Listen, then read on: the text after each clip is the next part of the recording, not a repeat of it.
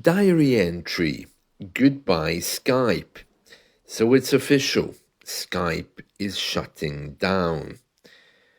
I stared at the announcement for a few seconds longer than necessary, then exhaled that kind of slow, quiet sigh you make when something ends that you didn't realize you still cared about. For most people, it's probably no big deal. They've moved on to Zoom or Teams or whatever platform makes sense now.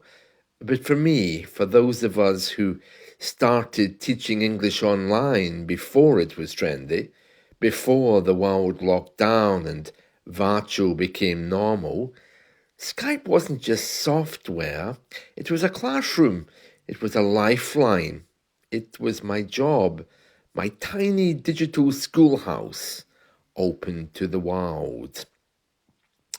I taught my first Skype lesson in 2012. A teenager in Turkey, nervous and excited, who called me teacher with such reverence, I didn't know where to look.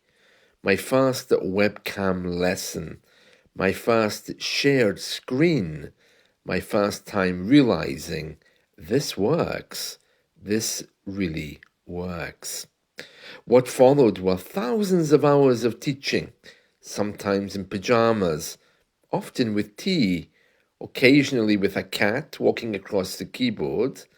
I taught kids in Moscow, doctors in Seoul, Korea. I had early mornings with Brazil and late nights with Japan. Skype turned my living room into a little United Nations of hope and grammar and laughter. Skype was glitchy. The audio would cut out mid-sentence. Students would freeze with their mouths open and eyes closed. We'd spend 10 minutes just trying to hear each other, but somehow that made it more human, less polished, more real. I remember one adult learner from Syria who practiced his job interview with me every week.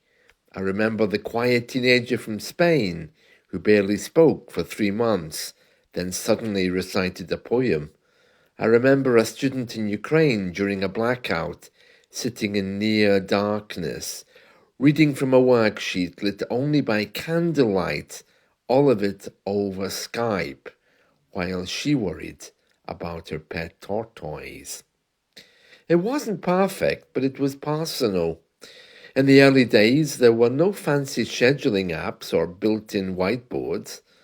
I used Word docs, email attachments, the share screen button like it was magic.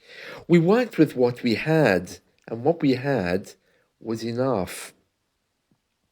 Skype made language learning intimate, one-on-one, face-to-face, across oceans and time zones. Sometimes I'd be the first English speaker someone ever had a full conversation with. Sometimes we didn't even finish the lesson. We'd just talk about life, about dreams, about homesickness, or hopes, or how to pronounce though. And now it's ending. I opened it one last time this morning. The icon still sitting there on my desktop like a relic.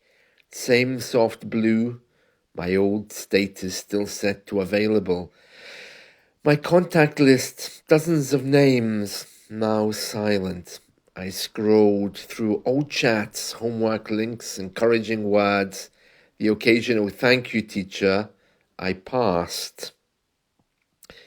It's strange mourning a piece of software, but I think what I'm really mourning is the era it represents, the beginning, when the whole online teaching thing was new and exciting and fragile, when Skype was the bridge between strangers who wanted to learn and teachers who wanted to help.